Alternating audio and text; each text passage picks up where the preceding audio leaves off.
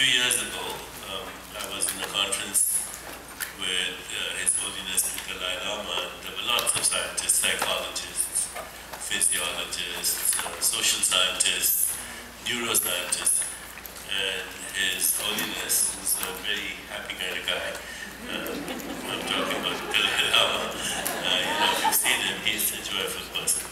And he said to the group, he said, why don't you do a little research on what makes people happy? Because, there's a lot of kind of information that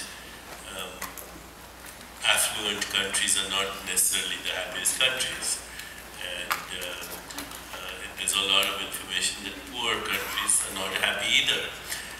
So what's that unique combination of factors that makes people happy? Now, of course, in the last few years, there's been a lot of interesting research on the biology of happiness. So for the last 40 years, all the research has been on stress. We know that stress is not good. That stress increases your likelihood for addictive behavior. Stress is related to the modern epidemics of cardiovascular disease. Stress compromises your immune system, so you're more likely to be affected by things that weaken the immune system. And stress in general is associated with almost every disease you can think of now. There's all this 40 years of research. But only in the last 5-10 years have people actually studied the biology of what happens when people are happy. So first of all, the neurobiology of happiness is that when you're happy, you make more opiates. Opiates are endorphins that make you feel a little intoxicated. If you've ever fallen in love, that's opiates, okay? If you ever feel intoxicated by music, that's opiates.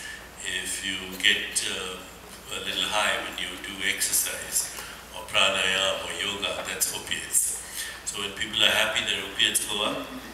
When people are happy, their serotonin goes up. Serotonin is an antidepressant, because all the antidepressants that we take, pharmaceuticals, they're called serotonin uptake inhibitors. So they actually increase your serotonin, okay? So your serotonin goes up, it's an antidepressant. Your dopamine goes up, which is also an antidepressant.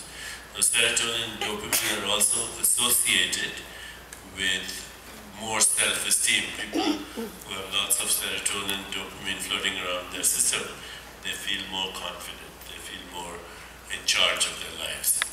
And finally, there's a hormone called oxytocin that also goes up when people are happy. Oxytocin we used to know when we were medical students, is the hormone that is secreted when women lactate, when they breastfeed.